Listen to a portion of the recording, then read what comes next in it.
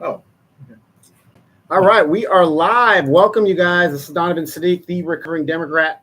Welcome back to the show. I am with the legend of the Inland Empire, legend of Moreno Valley, Daryl Terrell. We call him Mr. Moreno Valley because this guy has been tearing it up, giving us the resources we need in this city, and he's doing it without sitting on a seat.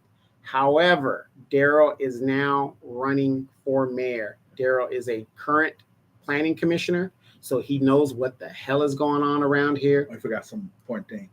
I'm on the Riverside County Behavioral Health Commission. Yes, I was going to get to that. Oh, sorry about that. Sorry to interrupt you. Right. And he's been on that for at least 10 years now, right? Yeah, 10 years. Going on with that. So, we're going to get straight into this, you guys. Piece of crap, Corey Jackson has blocked me or complained or something because I've been giving him the business, giving him memes and stuff. And he has made it to where I cannot go live on Facebook on his ass. But guess what? I am not done with him just yet. This is what I mean about you guys that are every 4 years politically aware. That ain't here. So Daryl, let me see here. Tell us a little bit about yourself. I want to check something real quick. Well, as some of you guys don't know who I am, I've lived here for the past 36 years. I had my aunt and uncle who are deceased gave me opportunity to come out here to California.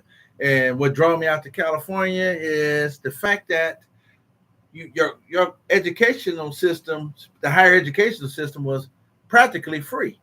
So, but as I tell the story, and I told Donovan about this, it was almost like the Fresh Prince of Bel-Air.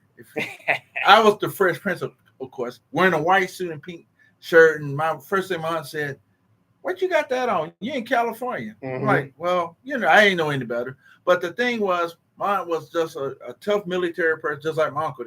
He was a chief master sergeant. So you get to the home, it was discipline. No one watching TV. You either work or you go to school. I had to do both. So my uncle, he took me to sign up for RCC. I went to RCC, which it wasn't a Moreno Valley College at the time. Right. It was RCC. And I found out, my educational skills were pretty bad. I ain't going to lie to you. It was really bad. So I had to start from scratch to get that education I needed to pursue to use to four-year university. So, I had my cousin. He was going to RCC like I was. So I mean, it was cool to go to RCC. I've learned to really to be a student, learning good study habits, learn how to, because I'm dyslexic. So the thing being dyslexic, you see things backwards. So part of my stuff, they didn't know that. My mom and dad didn't know that in Georgia. That's where I'm from. So that helped me. She wasn't shy about giving me help. Even if I didn't want the help, she got it anyway. It's like, you're gonna do it anyway. So, all right, auntie. So I got the help I needed, and I did good at the RCC. I got a 3.4 grade point average. What's a 3.8? I think it was one of them. But I made straight A's for the first time in my life. You think I was excited? I was excited. Like you never been. It was like I was like Michael Jordan for some of you guys who back in my day, he was the gold standard. Yeah, exactly. It was like when I was making good grades, A's, B's. I was making straight A's and B's, man. I was on it, man. I didn't even quit school. Had a part-time job because, like I said, my aunt said you had to work. So I worked at Maxwell Street Pizza and flipping those pizzas and going to school, man. That's how you had to do. You had to earn your own keep. It's like my aunt said, you had to earn your own keep to stay in their house. And my uncle had his business. I helped out around the house, but they were military people. They were disciplined. And I had to become disciplined, even though I wasn't. But I later learned that what they were telling me was for my own good. So, once I graduated, I went to UCR, got involved in student government. Yeah, in back and forth. At RCC, I was involved in student government too. So I was out there. I'm not going to say, I'm going to say this. I'm going to be real. I raised hell. I'm sorry. I was like the guy with the scarf on the head and big old earring, right, and all that. I got involved in student government, and I learned again how to succeed in college. But I wasn't afraid to express myself.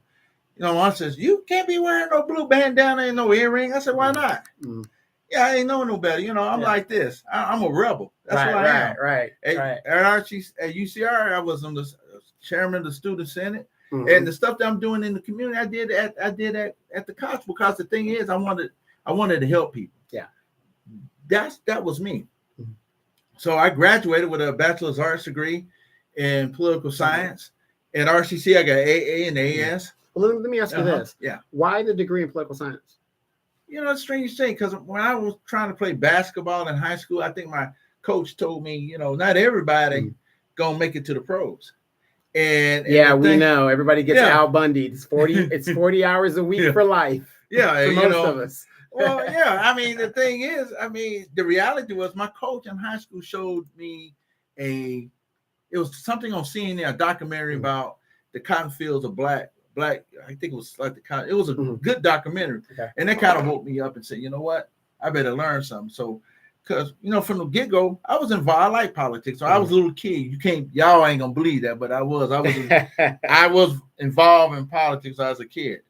Me and my brother wanted to have our own elections and stuff. So I wanted to win, but I couldn't win. So I did win, but for president and vice president. But my heart was always about helping people, because my dad, my grandfather were people that helped people in the community. My mom too. We come from people that try to help our people any way we can to help someone. So that's how I got. Then I said, well, how can you get into politics? And first thing this guy told me, I can remember, he said, you go and be a lawyer. I said, a lawyer? Well, I didn't, like I said, I didn't have any. My thing is, it had to have a game plan. So I had no idea to get in politics. I could have got into history and all that stuff, but I got involved in politics. So I decided to go into lawyer and all that. I'm like, yeah, it was all right. But then later on, I just said, politics, you learn about like my daddy said, you got to learn about the system. So my thing is, a lot of people don't know the inner workings of the system. The only way you're going to beat the system is to learn how it works. So you learn on the inside. So that's why I got into politics. And so wait, you said something very important. So you're saying you got to get to the inside and change the system from the inside versus the outside. So why the hell are people out here marching and doing all that crap? I don't know. People, like I said, some people doing it for their own.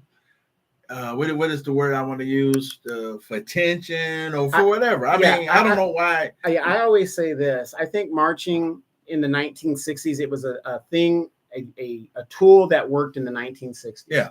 You go out there and you march today, nobody gives a damn. You could be outside all day. As long as you're outside marching, people are not worrying about you. Well, yeah, because it's also too, it's a moment in time. Right. Because when after everybody says, yeah, we're gonna do this, we're gonna do that, but there's no follow-up, everything dissipates and people go back to their world and you continue to do with your world. But my thing, when I learned about politics, is you learn about how laws are made. You learn the inner workings of the system, because the system is rotten to the core. But that doesn't mean you don't get involved in it like I did. I got involved in it because I like I said, I wanted to make a difference and to help people. Because I just see too many people is so self-absorbed and just vanity. Right. And vanity had clouded them so much, they forget about the persons out there that's suffering. Like the people that are working like me, that work 2 jobs, or someone that's struggling with paying their rent. That's a real thing to me. Some people who never had the experience that wouldn't know what that's like. They have no idea. You know, the funny thing about President George H. Bush was the fact they said he didn't know how to buy a scanner at a grocery store. Right. Yeah, because he was so rich and out of touch and a CIA agent that he just was he never had to do that. But see, that's the thing about it. He couldn't relate. Yeah. And sometimes in our own politics, there are some people that, as you used to say, forget where they came from. Right. And they don't know what it's like to struggle. You know, the meaning of the struggle. When you took ramen noodles, or you took that was like probably 10 cents, you bought a whole bag of ramen noodles. Thank goodness for the chow hall for me. I'll tell you. Well, I love the chow. I love the chow hall. So for me, it was going to the clubs and get the the freebies, Yeah, the happy hours. yeah, the happy Had- hours, had- and the salsa and the chips. Yeah. And, Oh yeah, they had the what they call it. We had the poor man special, the Right. poor man gin. right. Didn't have no water. We had water and pretending we had because they'd be asking every 5 minutes, you want something to drink? I said, I don't drink. Right. But So let's steer the thing and get to it. Like I said, Okay. for you guys that don't know, Daryl is a longtime friend of mine. He's been here for 35 years. He knows the legends of the city, some of the founding fathers, some of the founding citizens. Daryl basically interned under those type of people. So, he's a planning commissioner. He's getting ready to run. Now, some of you guys, I did fix the issue. Sorry, Corey. I found a way to get a live going. Doesn't matter if you shut me down on Facebook because I'm still going to find a way. Sorry. So let's get in. So for all my family and friends out there, I know you guys say, hey, be easy, that dude. Salute, my brother. I know my family and friends, you guys see me on here and you guys get sick of my politicking and all this other stuff. The difference between you and I'm not trying to be disrespectful, is the fact that I'm involved in my community. Daryl's involved in his community. Yes. He goes to city council more than I do, but the point is, I go to city council when I need to go to it, and we're involved. So I'm not saying that makes me an expert or Daryl an expert, but the point is, we deal with issues every week, every month. And the most important issue that you should be concerned about is local issues. So if you're a Black person and you don't live in California, and you saw what the Democrats did here in California, Corey Jackson was one of them, did not bring the vote to the floor. They were BS excuse of Gavin Newsom was going to veto it, which was total bull crap. Let him veto it because we're a Democratic state. Bulletproof. The legislator could override his veto. The Democrats, in my opinion, have basically told Black people, we ain't giving you jack. So again, don't tell me my business. I know what I'm doing. You might not agree with it, but look at California. And I'm warning you guys, if you are in another state outside of California, gentrification took over 40 years here in California. If you are at a school system, and I'm shouting the alarm for you guys, you should be going to your school board and telling them to do a dual immersion program.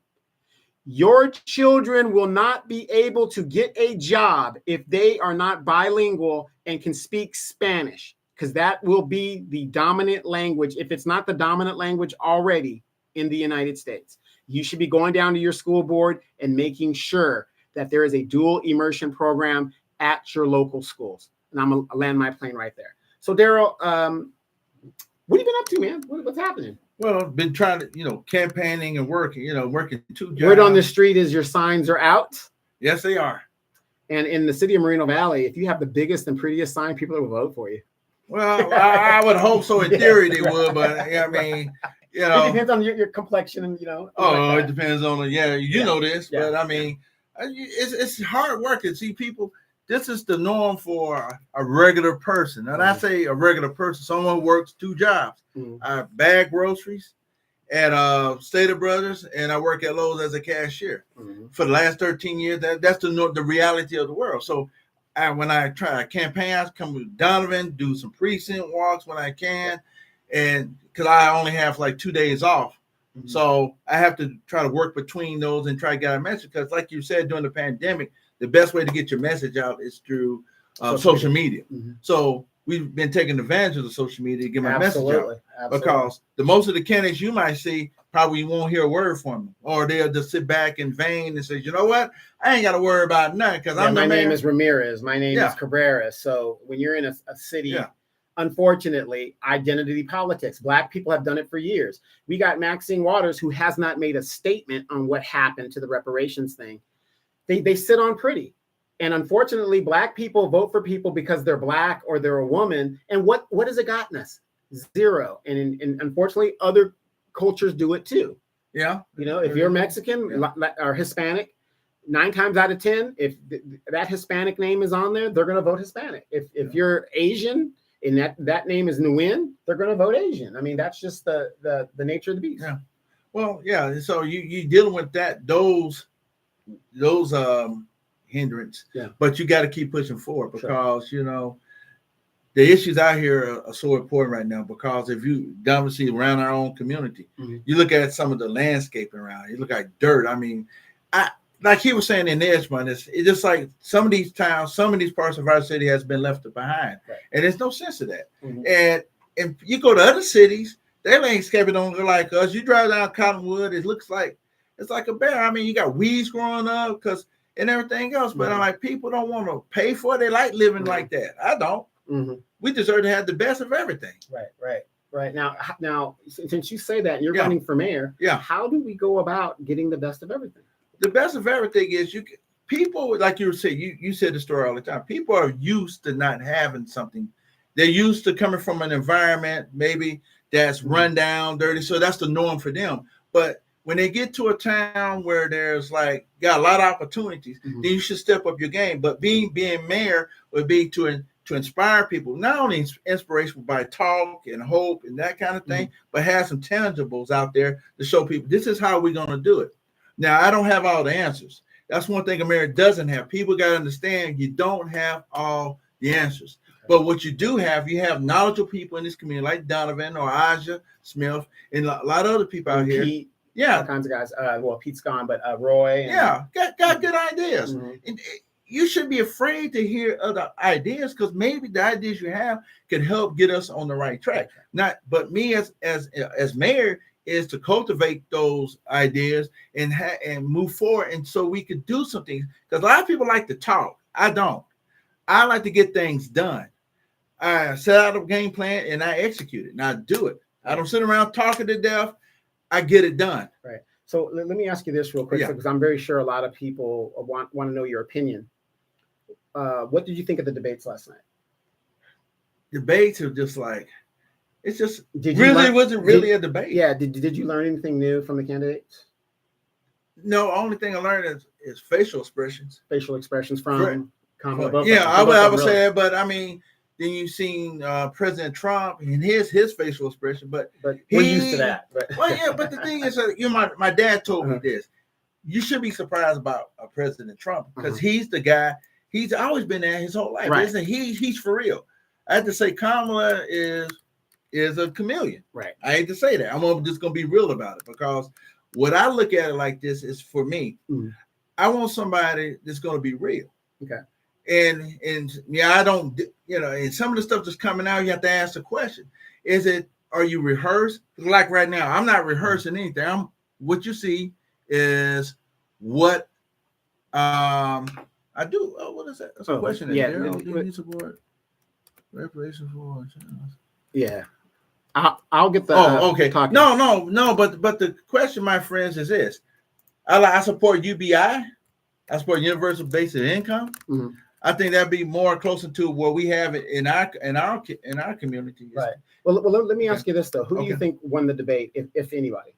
If anybody, I had to say Kamala did, in my opinion. She did. Okay. Well, let me ask you this because a lot of people did say Kamala won. I mean, I think she won on procedure and I would say style points. Right. Was that she wasn't. Yes, it was like because they admitted that they were rehearsing all this stuff, because they had the preps and all that, so it wasn't something but how you got a political degree. I'm trying to figure out when people say that she won, how can she win when she didn't answer any of the questions? The premise of a debate is to put your ideas out and do that and answer the damn questions. She didn't answer the very first question was, are the American people better off now than they were 4 years ago? Well, what was her answer? Just from what you heard, if you heard any. I didn't really hear anything. Exactly. She went all the way around it. But you got to remember, these debates are not really informational. It's more. Yeah. But it's not a true debate. Right. Exactly. But what you're saying, I mean, did I learn anything new from it? Right. No, something about the dogs and cats was interesting, but it was entertaining. But here's what I'm saying. The very first question, that's a very simple question to ask. It's either yes or no. Daryl Terrell, are you better off now than you were 4 years ago? No. Done. Done. I'm We not. got a whole soliloquy of she was born in a middle-class family with a single mother and all this other stuff. It's like, lady. Now, Trump wasn't that much more better, but it's just the idea of when people say, oh, she won. And I ask them, well, based on what? Substance, style? I didn't learn anything new. She kept repeating the same stuff she does on her stump speeches at her concerts. Well, what did she say that was new? Nothing. No, it just like I said, it was basically more entertainment than anything. Right. It was like more on WWE. Right. But if you know, if you feel she won, you know, that's well. that's, I mean, that's I feel that she won on the sense that style points. But I mean, did I learn anything new? No, not really, because it's like here in Moreno Valley. You had someone ask the question, do you support the increase in sales tax? One candidate went around and around and around and around. I went up there and said, no, I'm not. I don't support it, and this is why I don't support it. So you know it's a yes or no. It's not a fluff or not answering the question, basically. Right. So let me ask you this in regards to the debate. Yeah. Between the two candidates. Yeah. Do you think Kamala Harris is ready to be president of the United States? Based on what I saw? Yeah. Based on what I saw. If you got to pause, that tells me a lot. But well, I'm just gonna be real about it. I mean, she's been vice president for 4 years. Well, she's a California politician. Well, I forget all about. Is she ready to do?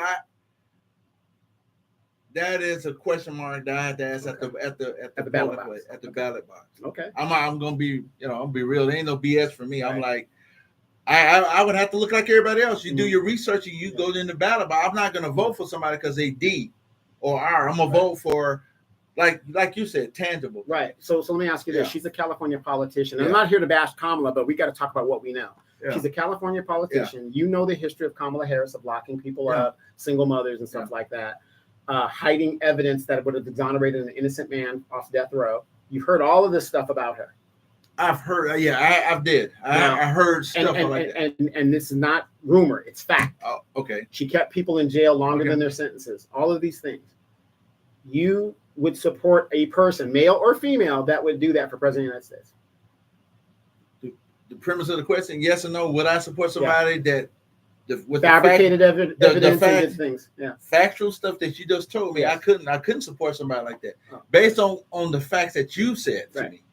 Like I said, I heard of it, but I mean, well, why haven't you researched it? You're from California. Why haven't you researched it? That's the thing about it. That's why elections are about, right? You research before you make a vote. Right. But the thing is, that's what I'm saying. I do my research. Right. But the thing is, though, if I hadn't mentioned this just now, would that have been a priority? Because I think a lot of voters, they hear certain things and they don't get pushed to really go research it. I'm not saying you didn't do that. Yeah. But the thing is, she's a California politician. Yeah. You should know what her record is because you're a political person. Ethically, if I was on death row, I'm your friend, and there's evidence that would exonerate me. Yeah. She hid the evidence. It took the California Supreme Court to make her do the DNA testing. You're telling me that you have no problem with this woman being president of the United States? No, not like that. I would have a problem based on that. Okay, well, I'm just saying based on what you just told me. Yeah. Okay. Well, I would have a problem. I'm going to challenge you and anybody else that don't know that because these are facts. I'm not bringing out anything that is BS. Tulsi Gabbard brought these facts up in 2020. Hey, well, see, that's what I'm saying. I'm not going to go into the voting booth without doing my own research because that's basically how you vote. I don't vote because someone was vice president, whatever. Right. I would do my research based on like you tell me. I'm gonna look it up my own self. Right. Okay. Well. Yeah, I'm just being real about it.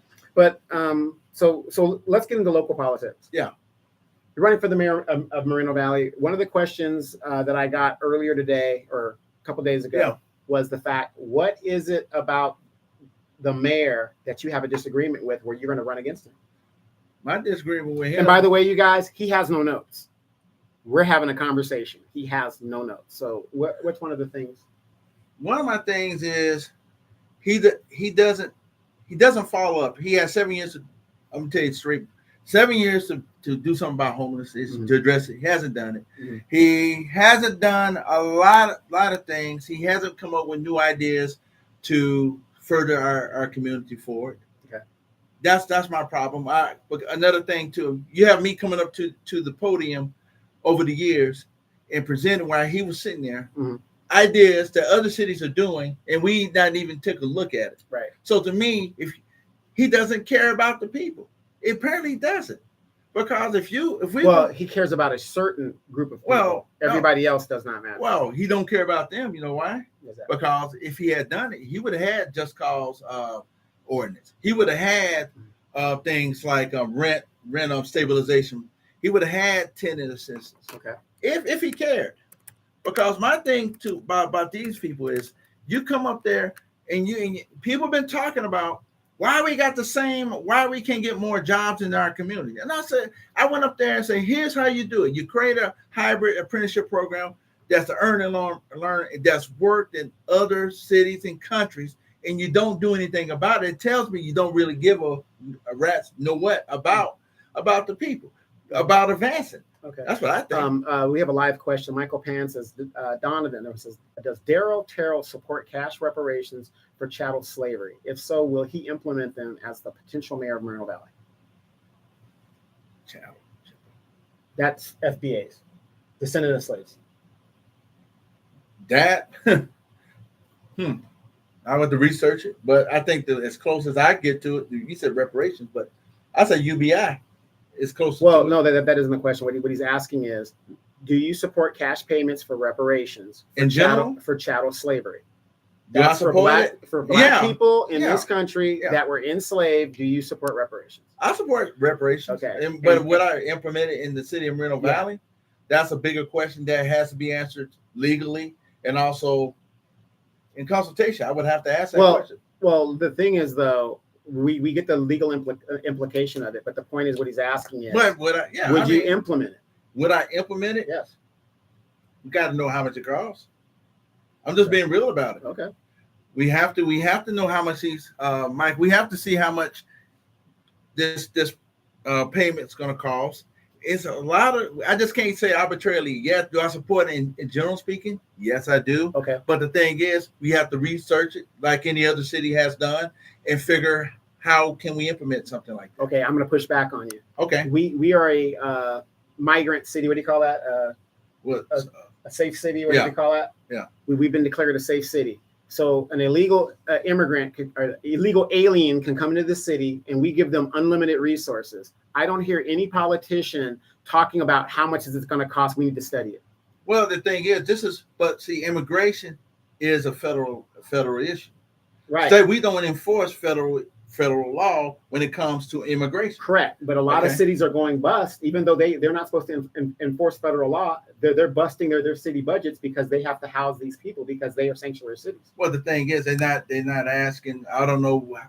I mean, to be honest, they're not getting the money from the federal government. If they're gonna push this, it's like unfunded mandate. If you're gonna push unfunded mandate, bring the money bring the federal funds with. If you want us to house these people, this is not our job to house undocumented migrants or whatever. Right. But do you understand though? The city of Chicago is $1 billion in the hole because they have been doing that, waiting on a check from the federal government.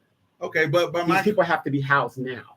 But our question is too, when we push back, then is okay. How would you suggest we do something like that? Because I'm just saying, because that's a question you say you didn't know, but that's the same question. I don't know the answer to that. Well, no. Well, okay, if you're asking me on that same question, yes, I don't care what it's going to cost. General fund. I'm taking the money out of the general fund. When it comes to illegal aliens in the United States, nobody does a study. Only when it comes to black people, is there a damn study? How much does it cost? No. It's a bill that is due. No, well, the study. What I'm saying is, I'm not going to answer a question without knowing all the facts. That's what I'm saying. Because you're saying, are you going to implement it? You don't even know how much it's going to cost. Who cares? I care. Okay. I care about it. How much it costs. Okay. Because I have every right to ask how much. No, absolutely. No, nobody's saying you don't have a right. But basically, what you're basically saying is you agree with Corey Jackson and the thing because they didn't bring it to the floor. No, I would have brought it to the floor. But when I'm asking the cost of it doesn't matter. But that's your opinion. Well, my opinion, it really doesn't. Okay. Nobody does a study about these immigrants and these migrants. Nobody does a study about it. The money is just done. The money's put out. It's wrong. I would have done it. So you know why? Because I don't believe in throwing money because. But you're a sanctuary city. No, we didn't vote on it. But you're a sanctuary city. It doesn't matter. It doesn't matter. I'm just being real. It doesn't matter to me because the fact is when you're dealing, like you just said, people don't. Yeah, that's the problem. People don't study this. Well, like you said, you're tired of the study. But if they're gonna do it, you have to find out what the cost is. Because you can't arbitrarily just give them the but that's money. What's been happening. So how do we prioritize illegal people over citizens that are here in the United States? Again, if you talk about city government's been doing this for years. County governments, they don't ask. They ask if you have a license, if you have a social security number. They don't ask for papers. Right. They don't ask that kind of stuff. Right. And City Moreno Valley doesn't ask that. So how are these migrants being funded here in the United States? They're being funded because of the fact this is the state of California. That we talking about local governments though. We're talking about county government. Right. The state of government. The state of California is the one that did that. Right. Not Moreno Valley, California. Right. But I think what he's basically saying is if we're a sanctuary city and a bunch of migrants come here, and I think this is a good question for anybody that's running for mayor. Yeah. This is a damn good question. And it's a heated question. Now, I'm coming from the Black aspect. To me, I don't want to hear about no more studies, because that's bull crap. But you got these illegal migrants that are coming here and unlimited resource. And this is across the nation. Well, I know it is. Money's being pulled out of people's taxpayers' asses to pay for these illegal immigrants. Now, when it comes to legalized citizens of FBA lineage, Black people like us, we're talking lineage based. Black people like us, all of a sudden, how much it going to cost? How can we afford it? No, I would ask the same question. Regardless if it was Black, white, edge, I would ask how much it is. Because they should have been asking, but I'm not in the position to say. Me being mayor, I would have to ask that question. And that's fun. Yeah. That's fine to ask it. Yeah. But the point is, it doesn't matter what you ask. The point is, the money is going to be pulled out of somebody's ass to pay for it, and nobody cares about it. Well, I like I said, they don't care about it. I do. But the thing, I think what you're missing is the fact that you can have an opinion about it as a mayor. Yeah. Doesn't matter what you think about it. Yeah, you put the question out there. Yeah. The fact is, your question means nothing because they're going to pull out of the general fund anyway to house these people. Doesn't matter what you have to say. They're going to pull the money out and house them because that's the Democratic policy coming from the federal government. The gates are open. Yeah. Well, so his question is, when it comes to Black people who are citizens, I hear what you're saying. You're going to ask that question. Well, that's the only rationale. I'm not going to change my opinion. What I say, I'm going to ask the question. Right. Whether people like it or not, so be it. Right. But what I'm saying is, okay, for me, if I was the mayor, yes, blah blah blah blah. Yeah. I don't. How much is it going to cost? But you know what? It don't matter. Oh, what? These are American citizens. Give them the money. That's what I would say. Give them the money. Yeah. Because we're giving it to the aliens anyway. It's an American citizen. Oh, it's a veteran. Give them the money. Yeah. And I'm going to let the citizens out there decide. You want me to house people that aren't supposed to be here from the very damn beginning and not house these people? I'm going to ask how much it costs. I call bullshit on it. Well, but that's me. That's what I would do. Yeah, that's what I'm saying. I mean, we could agree to disagree. Right. And this is right. This is one great thing about this show. But we're longtime friends. And like I said, he doesn't have a script. He's coming from his heart. He's a man of numbers. I got to respect it.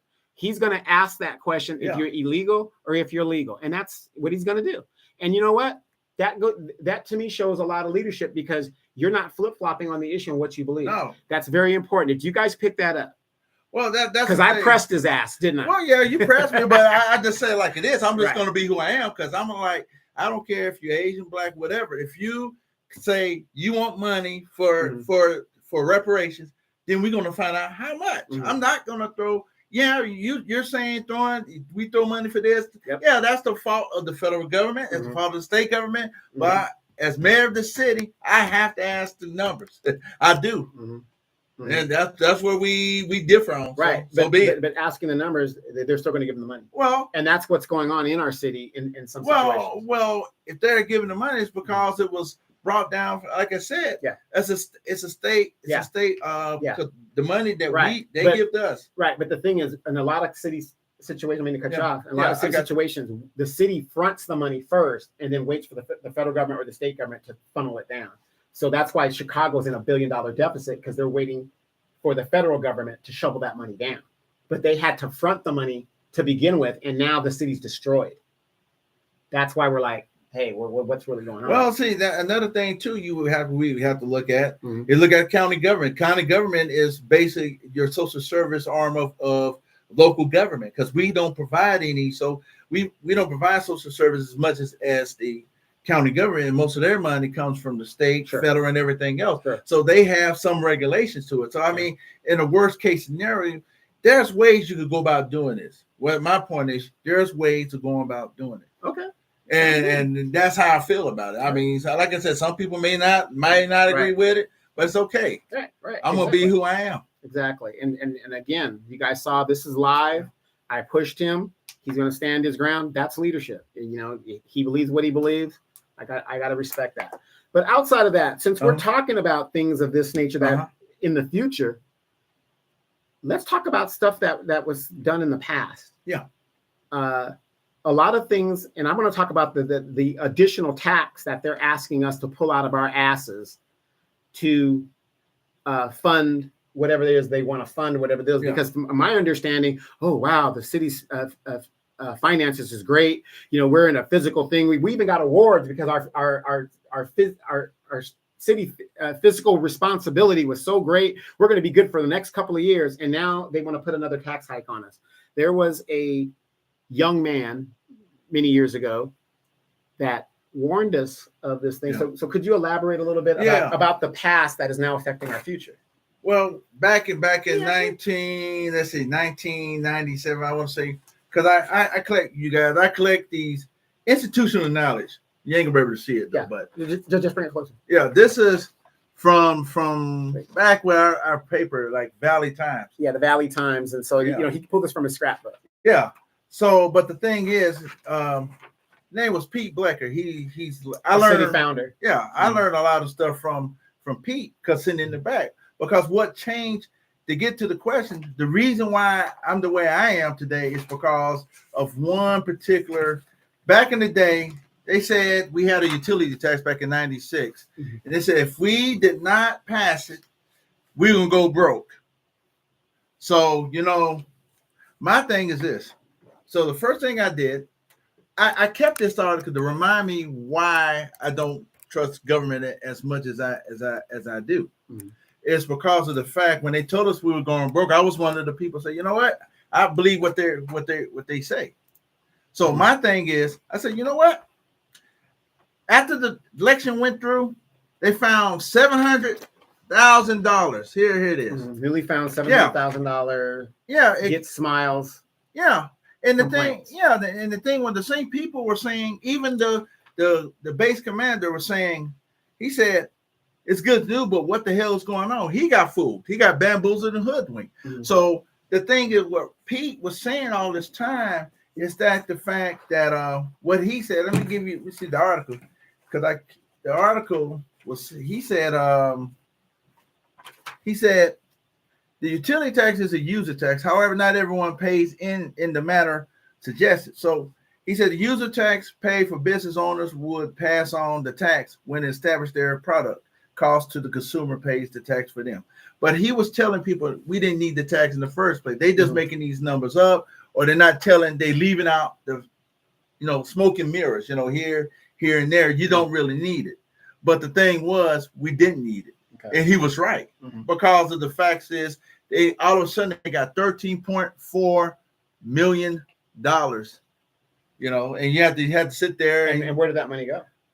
Well, then went back into the general fund in the reserves. And in the general fund, it went to spend Oh, it went on discretionary. Well, yeah, it was discretion. It was non-discretionary, so it was based on anything. General fund money is spent on all Anything. city services. Right. Yes. Right. Anything. So, okay. So that was the past there. That was a warning that was not heeded. Yeah.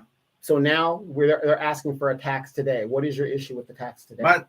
My issue is the same as before. For number one, we don't need it. And you say, what do you mean you don't need it? Well, the thing is, we balanced the budget 13 times in a row without using reserves. Mm-hmm. We increase public safety. We increase infrastructure, road improvements, which was general fund money. Okay. So my facts is we don't need it. And you can't ask them a straight question, why are you asking us for more money?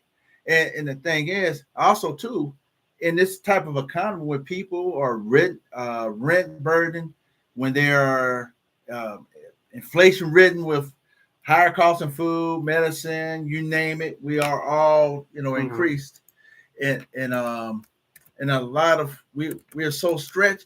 We have barely enough money to even survive. So you take to pay gas, put in your car. So my thing is, why you keep asking money if you don't need it? I put it like this. It's like me going to a buffet place. I go there because I'm hungry. Mm-hmm. So I eat enough. I should be finished, right? Sure. But I'm still going to go back because it's there. I'm doing it because I'm greedy. Right. And I think the city is greedy when it comes to it because they don't need to do it because they're doing it. Because think about it, this general fund money could be spent on anything. They want to say public safety, but you have to have 3 votes to make it for public safety. But you don't have the votes to do that because they can spend it on salaries. They can spend it on anything for art. They can do it on. That's what it's made for. Right. So why don't they put it in a specific account or that has restrictions to it where you can't do it? This almost reminds me of the Gary Coleman situation, where his money, 25% of a star's money is supposed to be in an account that can't be accessed until that child reaches 18. Mm-hmm.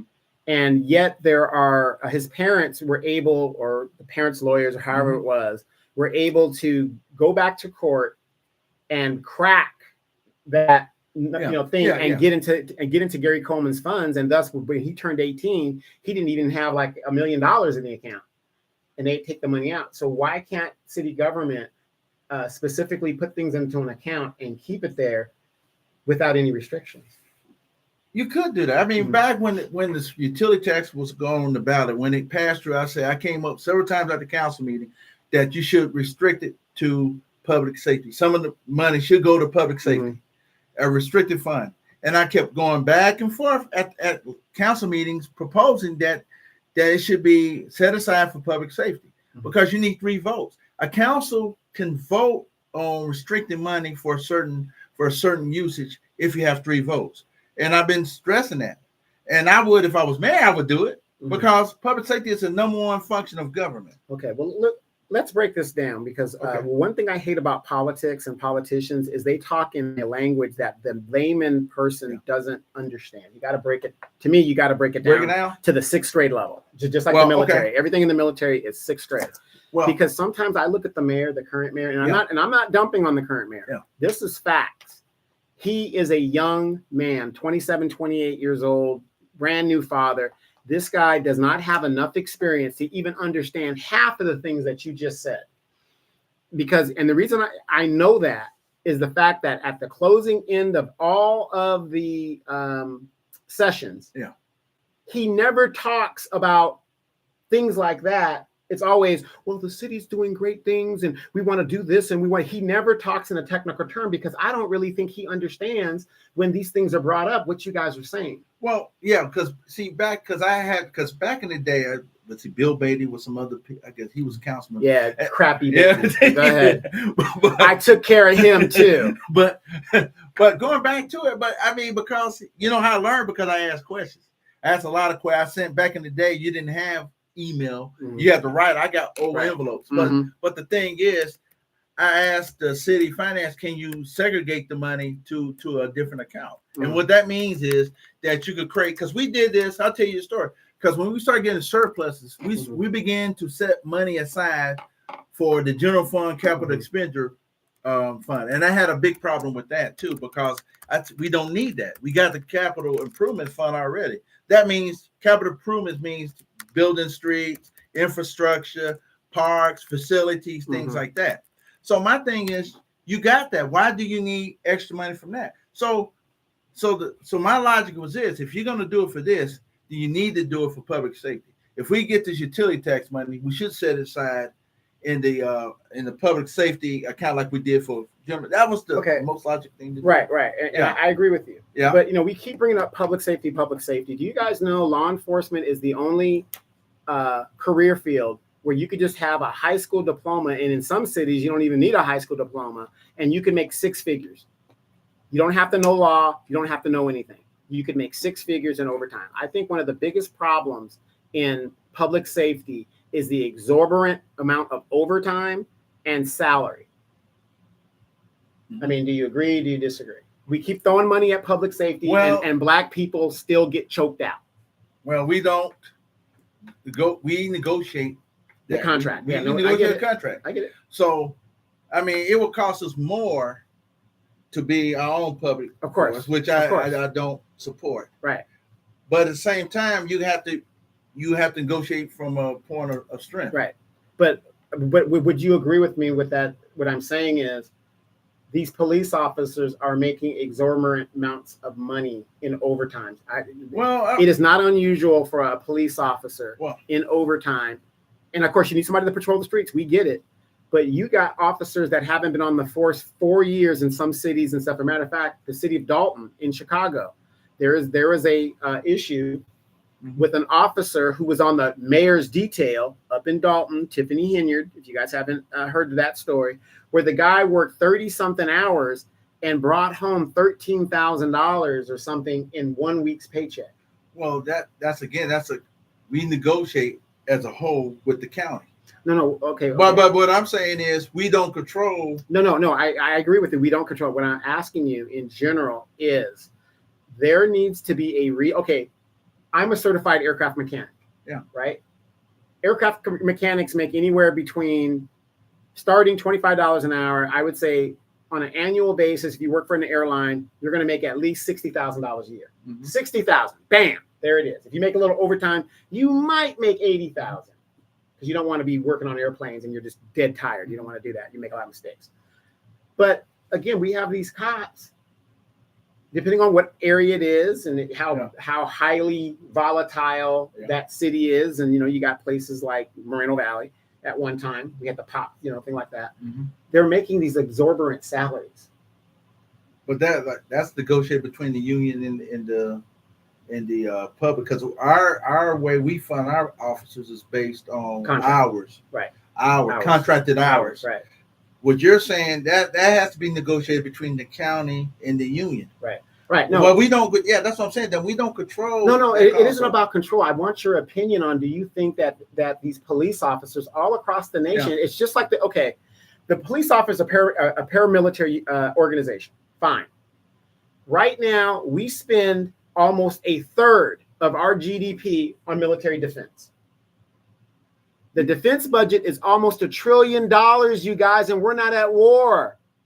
Just think if we didn't have $1 million bombs that we're dropping in all these countries or whatever the deal is, if we can take half, I'm not saying we should take half because I'm a military man, but what I'm saying is $1 trillion at peacetime, if we could take half of that money and put it back into the economy, what programs can we fund and do? That's what I'm saying. So when you have a police force that is taking a third of your budget, there's a problem there.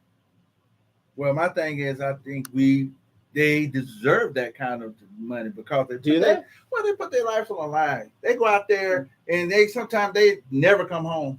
Well, okay, then don't sign up for that job. Well, yeah, but that's my opinion. Yeah. I support. What I'm saying is they negotiate that. I mean, cities don't have nothing to do with that. I get it. So my thing is, they deserve to have the amount of money for when they get shot or something like that or whatever. They deserve to be taken care of. We're not saying that. But what I'm saying is too also is the fact that they have all this overtime because again we are under budget. We are budgeted based on hours. We pay Sure. for our contract based on hours. Sure. Yeah. So okay. Well, I mean they deserve it. What you're saying is because you're saying there's not a lot of more money for other things. Right. And when I tell you that, if we change the way we do the budgeting, we would get more. We would get more for the things you're talking about, for the activities or for the youth center or things that have prevented. You know, because one of the things as a citizen that bothers me is the fact a lot of these police officers do not live in the city, and yet a third of our budget, if not more, is going to public safety, and yet Black people, brown people are getting choked out, and we're getting lawsuits. And I'm not saying our city's doing that. I'm just saying in general, what's happening in a lot of cities. They're getting these lawsuits and all this other stuff that's costing the taxpayer more and more money. What I'm saying is, shouldn't there be the police are going to do what the police do, and I support them wholeheartedly. Don't get me wrong. I'm not saying what they're doing is wrong, but what I'm saying is the cost of public safety keeps going up and up and up, and the people do not have the money to support it. Well, that's the thing what Corey Jackson wants. He wants his own police force so he can control it, and we get crappy police officers. I'd rather have professionals, what we have right now with the county, and they're well trained, and they ain't gonna be the Barney Five if we get on. Oh yeah, no. Like I said, I support the sheriffs and stuff like that. But what I'm saying is that is the only career field where you could have, in some cases, no education, no associate degree, nothing, and you can make six-figure salary. And I know their job is dangerous. My job was dangerous. Yeah. But I wasn't making nowhere near. But of course, it's a different type of entity. But what I'm saying is, in a lot of these municipalities, a lot of their discretionary funding money goes to public safety, which is hurting the city in itself. And I know what you're saying. You got to renegotiate that. Well, the thing is also too, I've been saying for years, we should do a different type of budgeting, and that's the thing is we've been doing the same budgeting for almost 100 years. Right? Yeah, we have to change the way. We have to change the way we do things to get the money that you're talking about. We don't have to just say we take from public safety, but what we can do, we have to find out what programs are efficient, which ones are not. Buy the best of what, and the other ones that don't work, we cut them to the side. Okay. Then the money that you rank will go to the programs that you're talking about. And that's where I was trying to get to. In the fact that, yes, the cost of public safety is going up. We have to find another way because the citizens ain't got it. I'm a citizen. I can't be taxed no more. Well, it is what it is. But I'm not going to sacrifice my family at the expense of a police officer. I'm not going to do it. Well, that's why I say you have to reform the way. If you've been doing it for 100 years, no matter what city entity does the same type of budget, traditional budgeting, cut, spend, raise taxes, whatever. You have to do budgeting for outcome. It's not what this city government talks about. We doing it. You guys don't do priority-based budgeting. I'm telling you straight flat, you don't do it. Okay. But what I'm saying is there is priority-based budgeting that will provide more money for the citizen. That's why I've been talking about that for years at the county. They doing that right now. Right. Okay. You know. And as a mayor, would you be for auditing the city departments to make sure that the money isn't being wasted in expenditure? Because there's not enough auditing going on. Well, the thing is, you need to set up a city stat where you can hold departments accountable for, say, for instance, if you get a status report on certain things and not follow through, you bring that department manager to the city stat team and you say, okay, why is this way? Do you need more money? What is it? Who's sleep? You know, it's called city stat. Okay. That's the reform that I will bring. Okay. City stat. Okay. Well, let's ask this question. And like I said, everybody gets tired of the politics of it, whatever it is. But let's learn about Daryl Terrell himself. Favorite football team? Cowboys. Damn right. Vote for this man. Vote for this man. He's a Cowboy fan. Basketball team. At the Lake Show. The Lake Show. Okay. He's on there. Let's see. Your favorite. Okay. Right here in Moreno Valley. What is your favorite activity to do here in Moreno Valley? Probably my favorite activity. Yeah. Probably chat with different people. Okay. That's my favorite pastime, talking to different people. Okay. Learn something. you were mentored by a lot of the city officials and the city elders and founders, a lot of those guys. Could you like pick one, and one's not no better than the other, Yeah. that really inspired you the most? Pete Blackett, the late Pete Blackett was probably the one Mhm. that got me to go up and speak, because it wasn't for him, because they would say things. Man, I would do my own fact checking to Sure. ask, and then Sure. compare what was going on. But I learned a lot from them. Yeah, I remember, because isn't that funny? Pete is the one that got me involved in local politics as well. See, Yeah. so I see this man, he's this firebrand on TV, and he's just giving the business to the city council. He's just giving it to them. I said, damn, this guy's on fire. And again, I used to see Pete when I was little, and he used to be a sprint car driver over at the raceway. And I remember he came in this one race I saw him, I believe he came in third in the race. And to me, back in the day, he looked like Evel Knievel. And Evel Knievel was everybody's hero when you're a little boy. It's like happened, being Steve Austin. And he had his hair all, back and stuff like that, whatever. And he still pretty much looked like that as he got older. Yeah. And I remember the one thing he told me, and remember when I came to city council, Pete and I were on opposite ends of the fence and how we saw things. Yeah. Right? Yeah. And I respected him because, he's an elder and everything like that. But I remember the one thing he told me was, sit down, Saadiq, and shut up, and maybe you'll learn something. Yeah, that sounds like it. I will never forget that, because number one, I'm a grown man. Yeah. And here this guy is trying to tell me. Yeah. Now, most people would be offended by that, right? I wasn't, because I said, that's the guy on TV. And he said, if you would just sit down and you shut up, you might learn something. And I did. I did. And I learned a lot. Well, that's how I did. But I mean, because I remember Ray Hossman, we were talking about Ray Hossman. He gave me this book because P always used to talk about COPs. And COPs, people don't even vote on. They could just pass a COP and get us in debt and without the vote of the people. Right. So I learned that because by reading the book, they gave me. He said, hey, read this book. And I learned about it. I asked him about it and everything. It made me a better world around it. It made me, one thing it made me do is to question what people tell me from government. And to do my own research, to ask the questions. That's why I came up with a lot of these ideas, is because of the fact that I asked questions about it. That's how I came up with some of these things. So, we have a lot of things going on. Maria, you've been here for a long time. We see all these bike trails that are going, and it seems like they keep moving the bike lanes in now. And one of my pet peeves, because you guys know I ride my bike all over the city, is people don't look for bikers. We have a lot of LA people out here. LA people don't ride bikes in general. They're coming out here with their LA mentality. I don't know if you agree with me, but they have the LA mentality, and they don't look for bikers. And they move the lane from near the curb, because we need more parking. And you guys notice that we're turning into LA and it's being hard to find parking. And by the way, I think the city needs to start getting ahead of the parking issue and start putting some parking spots out here where we can get some revenue from that, because these people got cars that are just parked out there for no damn reason. You mean like a metered parking? We need to get on that and start making some money from that. But they've moved the bike lanes closer into the street, which is fine.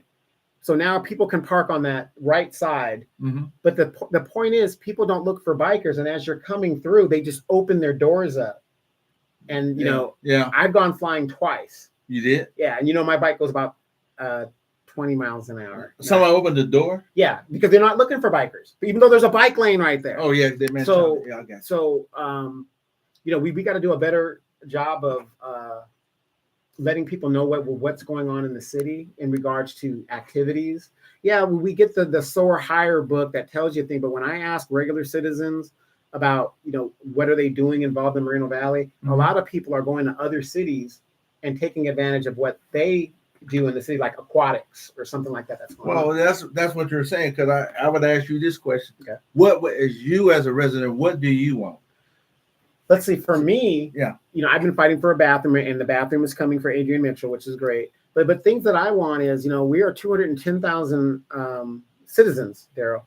And if you're the mayor, a third of the citizens, or at least a fourth of the citizens, it might be less than that now, are Black. Not everybody plays soccer. I look every Sunday at the community park, the Moreno Valley Community Park, which is right there by Moreno Valley High School. and they have a professional field that has been blocked off that my tax dollars have paid for, and I can't use that field. And that thing for the soccer league is great. And I'm not saying we shouldn't have that. That is not what I'm saying. But this city has something specific for a group of people. What about the rest of us? Well, here's the thing. Again, it's leadership again. Okay. Because, well, like I say, if no one is talking about it, then there's a vacuum because there's no leadership to say, hey, you know what? We need basketball courts. We need a football fields. Right. And the thing is, I'm tired of the outside basketball courts. People don't want to play in outside basketball courts when you live in the desert. So we have the community center, which is great. But what about the east side of the city? I agree. We need more. Why do people have to come way over here to do that? So there's a significant amount of Black people, at least decent enough, to justify other basketball courts. If not, do a community-based thing where you open up the school gyms where people could go and play basketball in the school gyms. I think you have a good point, because I think we need more community centers. Each part of it. Why can't every district have a community center? I agree. I think a lot of things we need more of. I mean, you put in libraries in each district. Why not basketball courts or community centers? Just community centers. I mean, it makes sense. It's a good investment because you give young people a place to go and keep them out of the heat, right? Keep them preoccupied, maybe doing homework, playing basketball, whatever they want to do. Again, I did a trip to Vietnam to see where my dad was stationed in the 1970s in the Vietnam War. And I noticed that the Vietnamese there, they're very, they're Asian, of course. And I was raised in Asia. And part of the martial arts thing, they're very healthy people. They get up early and they do a lot of exercising and stuff like that, especially they're elderly. A lot of Tai Chi. When I was in China, you see these people early in the morning, they're doing Tai Chi, keeping active. Not in America. So what I'm saying is there is not enough for all the taxes that is being taken from us, Daryl. There's not enough given back to the citizens to do. And again, if we can have community centers, that's great. In those community centers, why can't we have athletic equipment? Why do people have to take a gym membership, $30, $40 a month, when you could pay $30 for 3 months to go to a city gym to use the city equipment? I know there's a lot of liability. I understand all that. But what I'm saying in general. Well, the thing is, like me, I lived in Atlanta, Georgia my whole life. Well, practically my life.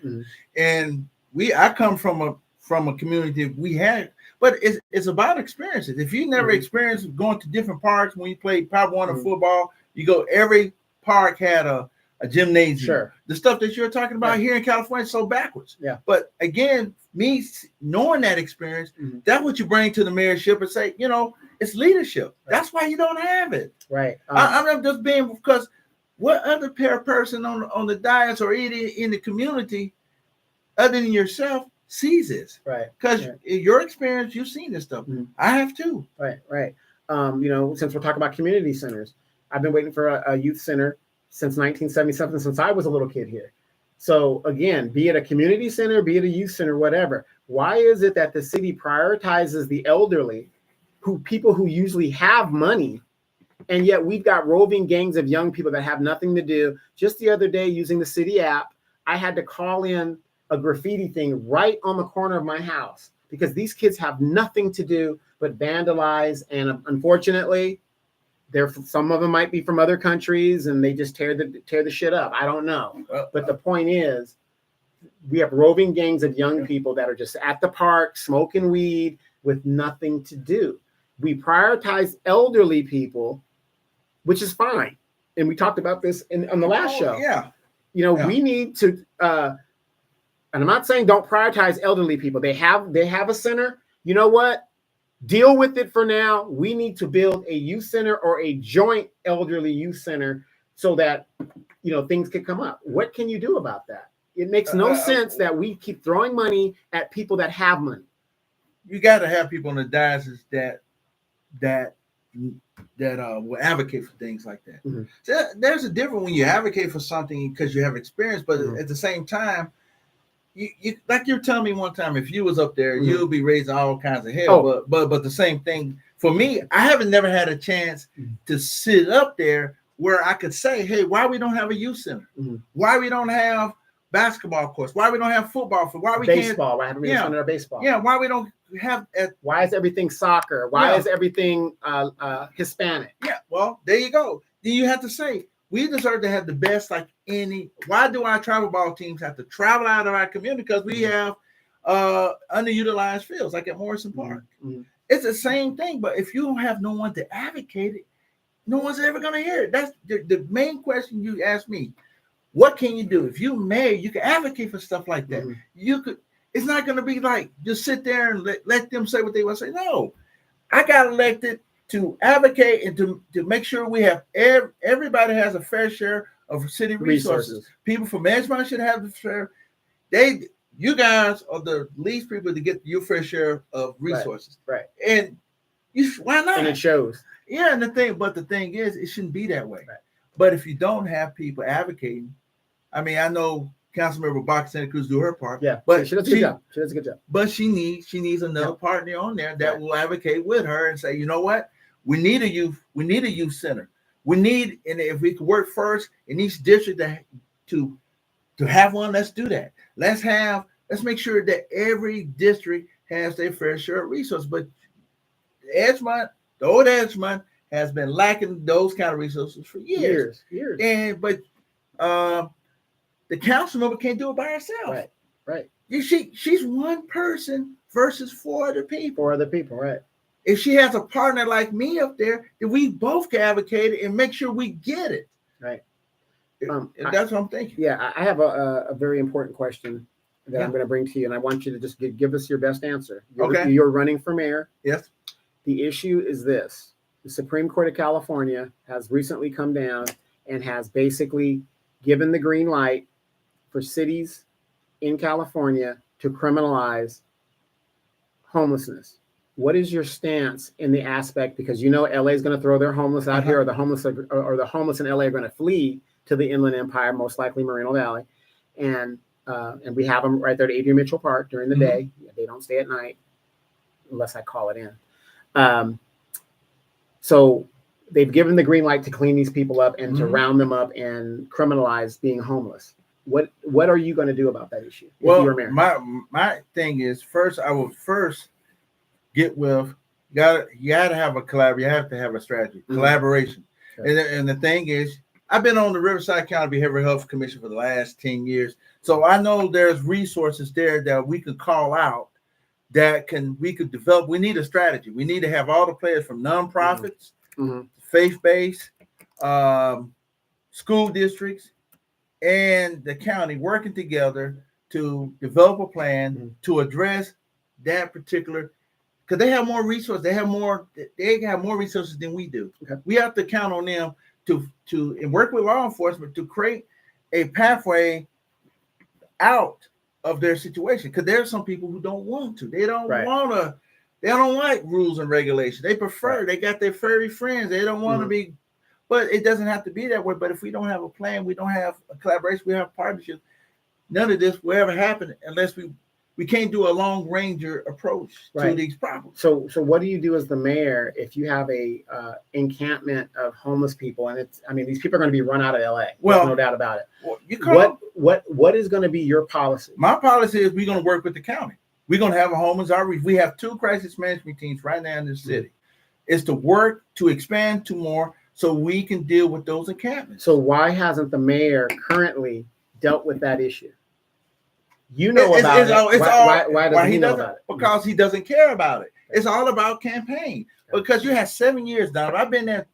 I've been on that commission for 10 years, and I've been pleading to get us resources. We finally got 2 crisis mobile teams that come into our city to help with those type of situations. But we need more. But me having experience, I know what I could do. I could call Dr. Chang. I could call Ryan Miller, Miss Deborah. Say, hey, we got this problem. How can we address this? Let's work together to address that issue. And that, because we just can't arrest ourselves out of homelessness, but we could got resources in our community that can do it. I try to invite the mayor to to come to our meetings, to Zoom in, but he doesn't care about it. Mm-hmm. So my He's a young thing man. is, well, that's what I'm saying, Donovan, Inexperienced. because being on that commission, I have access. It's not BS what I'm telling people right now. It's facts. I know who to call, and I could call them. That's developed. We got this problem. How can we help alleviate this problem? We got the continuum of care. Why are we not doing anything to help that? Good point. Good point. So one of the last things we're hour in, so we're gonna wrap this up real quick. But I want you guys to understand, Daryl, to go to his Daryl has a Facebook page, Daryl Terrell for Mayor, or is it Daryl Terrell Times? I'm sorry. No, it's that and Daryl Terrell for Mayor. And Daryl, he has two of them. So you guys go check that out and see his platform, see what he stands for. This man has been on TV. He's talked very humble. He's a very humble man. I also want you guys to understand this is a live video. And he has no notes. And yes, you saw us get heated and stuff, and he stood his ground. This is the type of stuff you want to see. You don't want to see the fakeness and the canned answers and stuff like that. I pressed him. He stood his ground, and that's the type of leader he's going to be. So I want you guys to really look at that when you look at a leader that's going to stand up for you. This guy is that type of guy. So one of the last things that I want to ask you. Okay. In regards to the city. Okay. And, we bring this up all the time. And I think it's, there's a lot of important issues. Okay. But we recently lost the base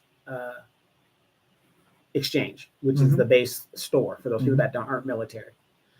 Our diversity in our shopping thing is not very strong. Okay, we have a Dollar Tree that just opened up on the East End over there by the Super Walmart. Yeah. And it's unfortunate, but you can see the disparity in the city in how we do our businesses. It seems like on the East End, a lot of stores are put there, and they're put there strategically. They look very nice. The landscaping's kept up. And then you got over here, even though on Day Street, that's really Riverside that does their things. Things are slammed in there. As you know, businesses in Edgemont are, their storefront is very antiquated and stuff like that. So as mayor, what ideas do you have in regards to incentivizing businesses? Again, me and Minos, we have our differences and stuff like that. But the point is, he has been a business owner here for over 4 years. Like me, hate me, whatever, you can't take this man's flowers away. And, we got to do something to help these legacy businesses that have been with this city for a very, very, very long time. So we talk about UBI, which I want you to hit as well. Okay. But what about a UBI for these businesses? Something of that nature. Well, I think like I said before, storefront, facade programs. That's one thing you can do. Okay. And what we could do is be like sweat equity. You could reduce the fees and tax or reimburse them for the expenses. Yes. And another thing you can do too is you could phase out the utility. You phase out the gross receipt tax. Because they pay like Pete said from the past. They pay Minos, is in his particular case, he pays a utility tax for himself at his home. He pays a utility tax at his business, and he pays a business gross receipt tax. He's taxed three times. So my thing is, we have to. Well, least thing I could do is phase out the business gross receipt tax for him and other businesses who've been here long, but also create more like shopping center improvement programs. Okay. Like storefronts, to facades. That'd be a big help too. But your bigger question is, what can we do? I think our city, we deserve to have the best. And like I said, when that comes to having the best, that means again that we should have our fair share of resources. And it goes right back to your main question, is that if we don't do a lot to bring resources, to level it out so every district have their resources when it comes to business opportunities, infrastructure, youth engagement, that's the way to do it. I think that's the start. Storefront facade, shopping center improvement programs. Those are the three. That's probably the two that we could start with immediately. Because I think a facade program you could do probably because you got money to do it in the general fund reserve. Right, and then I want to speak for the regular citizen. Times are tough out here. Yeah, you're running for mayor. Let's say you get elected, and you have every good chance of being elected because people are fed up. I'm fed up, and I use my platform to do what I can do. Yeah, to let people be aware of these politicians that are out here.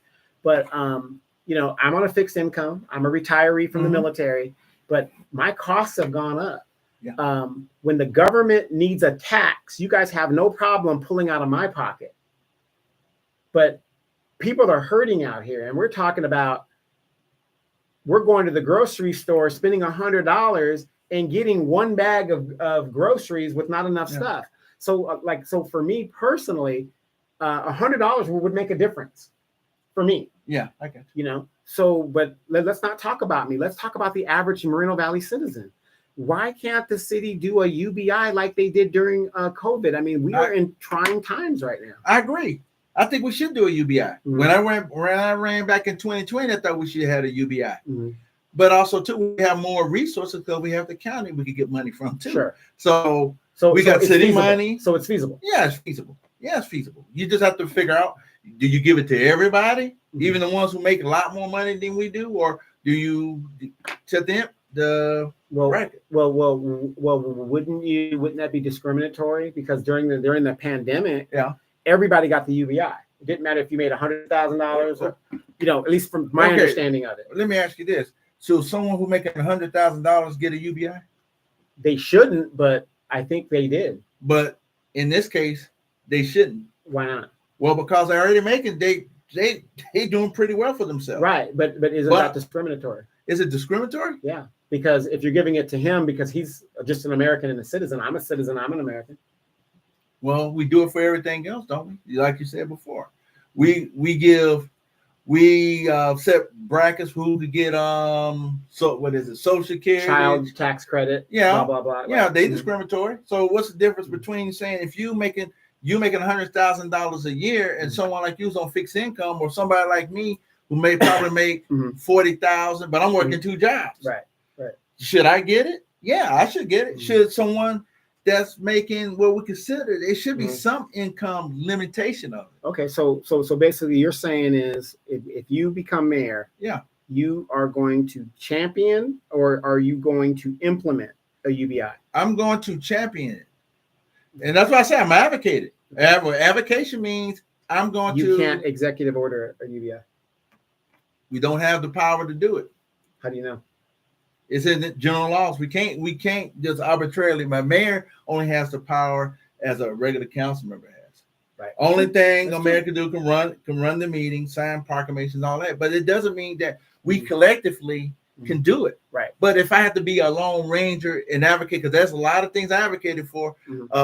Catalytic converters got 27 out of 28 cities to do it. So being mayor, it will be a mandate get into office, which people say you ain't gonna win anyway because you ain't the incumbent. So you know what? Me getting in there, I will be able to do the things that it was impossible to do anyway. Well, yeah, you've already done a lot of possibility with that catalytic converter initiative. So we thank you for doing that, because what the hell is 7 converters, no, 8. and then it's 8 converters, and then it becomes a crime. And the person doesn't have a car. But see, that's the thing. The reason why I did it was because it doesn't affect me, but it affects people. Me being mayor is it's not about me. Right. It's about the people that I care about in this community. Okay. And people are suffering, and people who you may think ain't suffering financially are suffering. Right. So my thing is, mayor, I got to do whatever I can do to help our people in our community. Okay.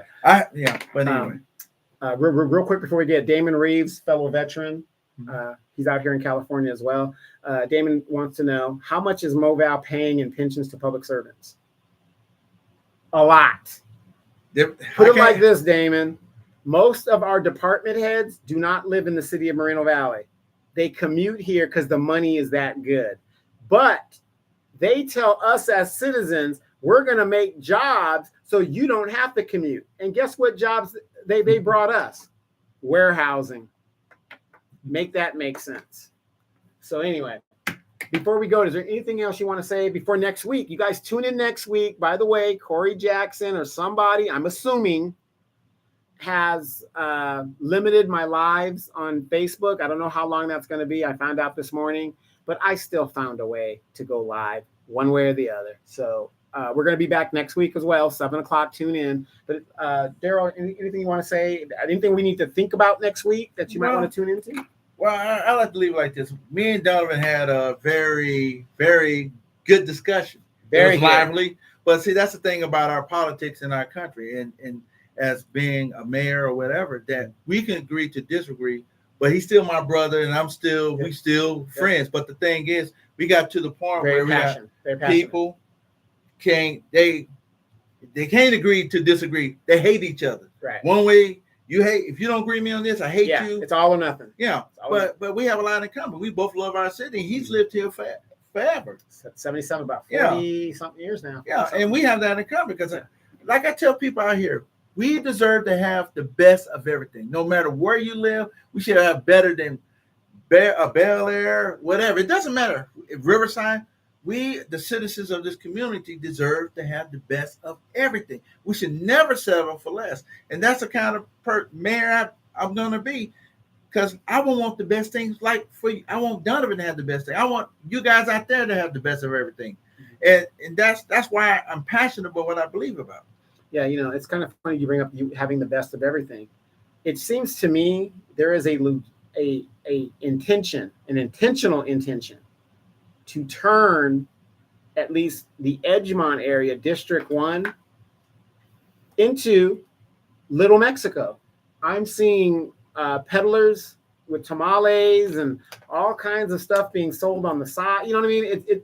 It reminds me of being in Tijuana or someplace. And I'm not trying to be stereotypical or anything. I'm just telling you, this is what seems to be going on. And instead of progressing like we're supposed to progress, it seems that this area is intentionally being left the way it is.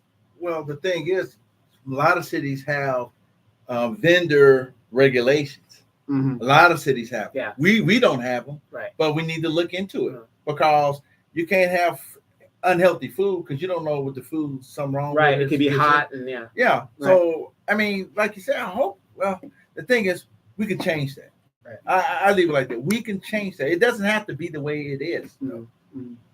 I'm just a passionate person how I feel, right. And I get excited because I really believe in it. And another thing I want to add before we go. March Air Reserve Base is the biggest employer of the city of Moreno Valley. As mayor, if you win the mayorship, what would be your relationship in regards to highlighting that base, letting the citizens know that base exists? If those citizens are veterans, letting them know, hey, look, all you guys got left is a commissary. If you don't support that commissary, that's next to close. Well, my thing is the base commander should be my best friend. Absolutely. So the thing is, whatever he needs, assets he needs. If not the base commander, the command chief. Yeah. We By the way, she's very attractive. Okay. So, yeah. But the thing is, like you were saying, the point is taken. We have a lot of veterans out here. Mm-hmm. But as mayor, we need to have a Veterans Affairs Committee. We need to have a kiosk at City Hall that is basic and help veterans with resources and things. Right, getting their pensions. By the way, I'm going to cut you off real quick. I recently found out that as a veteran, I can get a national pass to all of the national parks. See? And I did not know that. And let me show you how I found out. I went to the satellite library in the mall, and they had a little kiosk stand that had a resource book of, do I have it there? Yeah, it's right here. And I got this little resource book. If you're a veteran, it's called a Veterans Resource Book. And I got it at the library. And inside here, it tells you everything you need to know in regards to your benefits if you didn't get kicked out of the military. And I found out that not only is there a state pass, which you can get, which I use to get when I go to Lake Paris. Mm-hmm. Lake Paris is $10. And if you leave and come back, it's another $10. But if you're a veteran, it's free. But there's also a pass that I found that I can get that goes to all the national parks, and it's free, and it's a lifetime pass. And like Yellowstone, what's the one up in Northern California? Yellowstone. Redwood, with the redwood trees and all this other, free. But I would not have known that if I hadn't gone through this book. And I think the Moreno Valley needs to do a better job of partnering with that base so that these veterans know what's going out there. How many of you guys know at that base, if you need an e-bike, you want to rent an e-bike for a day, $20. If you want to rent an RV, you can do that. I think it's like $75. Discounted tickets. All kinds of stuff is happening at that base, and a lot of people do not know it. A lot of our retiree, older military people don't know that the base gym is right there. Everything you need is there, free. All you got to do is know where to go. But a lot of people, they just don't know some of the resources. For a small fee of $10, which is the processing fee, I got my, it's coming. My pass is coming through Geological Survey, which is the website I had to go to. I paid the $10 fee, lifetime pass. So as I'm traveling this great country of ours, and I stop at some parks, Yosemite and Yellowstone and all, Yosemite was it? Yeah, okay. All these parks, it's free. Some of these beach parks, you can park in there free. You can go in there because you got the passes. It's free. We got to do a better job of letting these citizens know what's going on. Well, the most important segment of our population is our veterans, because they led the way. But also, too, you have a good asset here that we need to have better relations. And like I said, the Veterans Affairs, the kiosks, and to do a lot more to advertise about the commissary, all the activity that you're talking about. They have a better relationship, right? Because it's just like you have to go to the library, that little library. It's a library, but we should have one at City Hall that's right down there where the reception desk is. Right, exactly. It has veteran resources or something that people could go there, and you have someone that knows what they're talking about. I'm talking about a city employee, a volunteer, someone, a veteran that knows what's going on, not somebody you just pay them to read a book. And at the base, there's a retiree office at the base. So if you're a retiree and you really don't know what's going on, there's a office of retiree affairs at the base, right where the pass and ID building is. They're right in there. And they can tell you, but a lot of them don't really know a lot of what's going on because they're volunteers, But you got that going on. You got the March Air Museum. A lot of people see it, but they don't know what it is. Yeah, a lot of people's loved ones are passing away, unfortunately, and they're veterans. They don't know how to start the process to get them into the Riverside National Cemetery. Or maybe if you want to go down to Miramar, a brand new cemetery down there. I buried my uncle down there recently. So we got to do a better job. I agree. Of promoting that base, because there's a lot of kids that say, you know what, F Moreno Valley. I want to join the military and get out of here and go do something else. There's just not enough promotion. I agree, because it's an underutilized base. I mean, as far as there's so much wonderful things you have told me about, and you shared with me that we need to do a better job, and other things. We can do a lot of things with the base that we haven't even tapped into. Right. But again, it takes leadership. You got people on the Joint Powers. You need a representative, a veteran on the Joint Powers, a veteran civilian position there, so you can inform what else is going on. You can have a council member, but you have a retiree, a veteran on there too, so you have citizens that have knowledge of what's going on. They have experiences, and those experiences mean something. You have a lot of brain trust that we're not using. We're not using. Like I said, it's so sad that if you don't know anything about Latin culture, this mayor has no use for you. Yeah, basically that's the bottom line. So, but the thing is, you have to be a mayor for all, like you say, all people. But at the same time, you have to make sure that every area has a fair share of resources. I mean, that's the bottom line to it. Right. Again, tune in next week, 7 p.m. We're going to talk to Daryl about another issue, what's on his mind and stuff like that. But Daryl, the fires that are happening out here recently, I think they arrested. They think it's arson, the one in San Bernardino. Yes, arson. Yeah, it was San Bernardino. And I noticed and I'm not trying to blame the homeless people. What I'm saying is, have you noticed that since the gentrification has happened recently in California, we didn't have as many fires as we've had in the last couple of years. No. And these aren't just little fires. These No. are just mass Yeah. destroying type stuff. Well, that's why I say it lacks, because of the fact that you have no strategy to deal with the homeless. You just cannot whack-a-mole the problem away and have people self report of what money they get from the city. You have to have a strategy, and if you don't have a strategy, you set yourself up for failure. Right. And so things like this won't be going on. I mean, I'm not saying it's going to go away, but at least you can start addressing the issue. And we just haven't addressed the issue enough, or to even think we want a task force. You had 7 years to do it. I invited you to all these meetings and things, but you don't want to show up. Right. So you need to just move out of the way and let me do it. Exactly. I'm just being real about it. Exactly. So you guys don't forget to tune in next week. Go to Daryl Terrell Times on Facebook, and Daryl Terrell from Moreno Valley Mayor. Yes. For Moreno Valley Mayor on Facebook, and see what Daryl's up to. If you haven't seen these videos that we've talked about and seen him speaking, you will see it. Also, tune into the Inland Empire Informer. I'm going to put up videos of Daryl talking in the early days. When we're talking about this man, we're not talking BS. We're talking this guy is the real deal. And he's been doing this for a very, very long time. A lot of the ideas that you guys are benefiting from here in the city of Moreno Valley is because of this guy. They don't want to give him the credit, but it is in the public record. Yes, it is. He has submitted higher Moval, all of these ideas that you're seeing that is benefiting Moreno Valleyans.